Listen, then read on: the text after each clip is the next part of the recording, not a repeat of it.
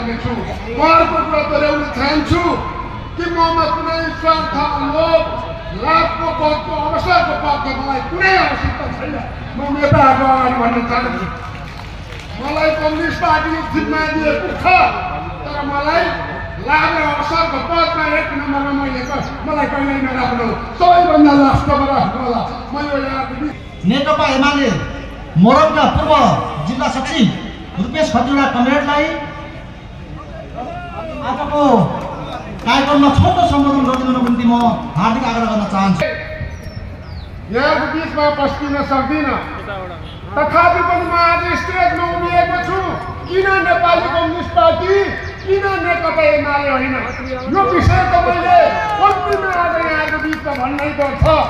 अनि मात्रै म आज यो कार्यक्रममा नवप्रवेशीको रूपमा उपस्थित भएको सार्थक ठहरिनेछ। म आज भाव विहल पनि छु र मेरो जीवनको कालखण्डमा इतिहासमा आज मेरा लागि सर्वाधिक नयाँ नौलो र पृथक घटना हो। म नेकपा एमालेमा आजभन्दा 32 वर्ष अगाडि आबद्ध हुँदै 25 वर्ष अगाडि त्यो पार्टीको सदस्यता प्राप्त गरेको एउटा कार्यकर्ता थिएँ। मैले जीवनमा कहिल्यै पार्टीहरू रदल बदल गर्नुपर्छ भन्ने कुरालाई प्रश्रय पनि दिइन र त्यो गर्ने कुरालाई मैले कहिले राम्रो हिसाबले पनि हेरिनँ। तर आज म स्वयं आज नेकपा एमालेलाई छोड्दै परित्याग गर्दै म नेपाली कम्युनिस्ट पार्टीमा आबद्ध भइरहेको छु। यहाँहरूको साथमा छु, यहाँहरूको काँधमा काँध, यहाँहरूको साथमा साथ लिएर अगाडि हिँड्ने एउटा सङ्कल्प बोकेर आएको छु। कुनै सामान्य पार्टी अदल बदल गर्ने हिसाबबाट मात्रै म यो पार्टीमा आबद्ध छैन।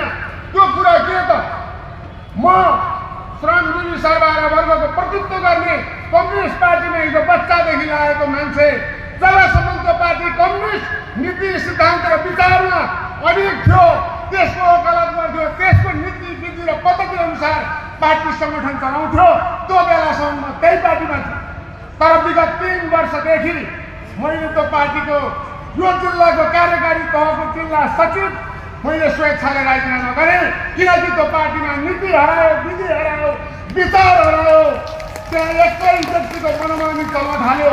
जब एकजना व्यक्तिले जे भन्यो त्यही हुने पार्टी, व्यक्तिवादी पार्टी बनाउन खोज्यो, निरङ्कुश शासन व्यवस्था त्यो चलाउन खोज्यो। त्यहाँभित्र भएका इमानदार राम्रा नीति विधिका कुरा गर्नेहरू, विचार र सिद्धान्तका कुरा गर्नेहरूलाई कि त कहिले दास भएर बस, होइन भने कम्युनिस्टमा हुन्छ भन्ने सम्मका वर व्यवहारहरू त्यो पार्टीमा आज मैले मात्र हेरेर कमरेडहरू त्यहाँ कि त केही निश्चित मान्छेहरू दास भएर बसेका छन्। अरू धेरै ठुलो पङ्क्ति उकुसका साथ विद्रोह पनि गर्न नसकेर, पार्टी छोड्न पनि नसकेर, नेतृत्वको विरुद्धमा आलोचना पनि गर्न नसकेर उकुसमा छन्। त्यसकारण आज मेरो यहाँको उपस्थिति म एकलो रुपेश खतिवडाको मात्र होइन, ती तमाम नेकपा एमालेभित्र उकुस भएका बाबाहरूको उम्मेद गरिएका ती तमाम नेता कार्यकर्ताहरू यो पार्टीका निम्ति असल कार्यकर्ता हुनेछन्।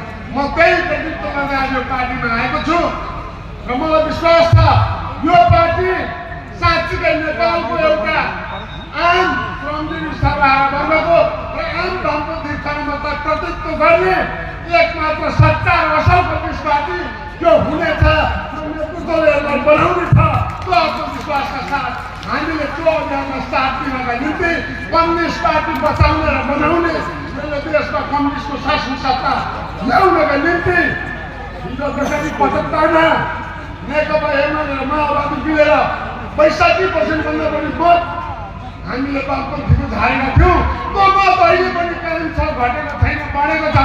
तर टुक्रामा कम्युनिस्ट पार्टी विभाजित भएर होइन, शक्तिशाली ठुलो जनताको विश्वास भरिएको पार्टी यो नेपाली कम्युनिस्ट पार्टी बनाउन सकिन्छ। यसबाटै हामीले त्यो मतलाई फेरि फर्काएर एकपटक फेरि इतिहासमा कम्युनिस्टहरू देशको नाम लेखाउनेछन्। 2/3 बहुमतको एकल कम्युनिस्ट पार्टीको सरकार अब हाम्रो गन्तव्य हुनेछ। यसका निम्ति हामी यो पार्टीमा आबद्ध हुन्छौँ र म अन्तमा आह्वान गर्न चाहन्छु। मैले धेरै साथीहरूलाई यहाँ चिनिरहेको छु, देखिरहेको छु। हिजो नेकपा हुँदा पनि म तपाईँहरूसँग काम गरेको एउटा कार्यकर्ता हुँ, साथी हुँ, भाइ हुँ, दाजु हुँ, भतिजाउ अब पनि यहाँले मलाई यो कम्युनिस्ट पार्टीले जे चिन्हमा दिन्छ त्यो चिन्हलाई निष्ठापूर्वक इमान्दारीपूर्वक हिजो दसैँ लागेको थिएँ म त्यसै गरी लाग्नेछु। म अर्को कुरा दोहोऱ्याउन चाहन्छु कि ममा कुनै स्वार्थ लोभ लाभको पदको अवसरको पदको मलाई कुनै आवश्यकता छैन। म नेताहरूको अगाडि भन्न चाहन्छु मलाई कम्युनिस्ट पार्टीले जिम्मा दिएको छ, तर मलाई लाभ र अवसरको पदमा एक नम्बरमा मलाई कहिल्यै नराख्नु, सबैभन्दा लास्टमा राख्नु होला। म यो यहाँको बिचमा घोषणा गर्न चाहन्छु। म लाभको निम्ति पार्टी परिवर्तन यो पार्टीमा आएको होइन, अघि पनि गर्न सकेँ। यसर्थ मलाई विश्वास यसमा नै म लागेको हो कि आज 16 घटकहरू यसमा आबद्ध भइसकेको छ। बाँकी रहेका कम्युनिस्ट घटनालाई पनि एकत्रित गर्ने, आकर्षित गर्ने, यो पार्टीमा संलग्न गराउने त्यो योग्यता, त्यो क्षमता, त्यो विधान र त्यो दूरदृष्टि र त्यो सहनशीलता र सामूहिकताको भावना मैले कम्तीमा तपाईँ प्रचण्ड र माधव नेपालमा देखेको छु। त्यो पुरा होस्, शुभकामना। जय नेपाल कम्युनिस्ट पार्टी।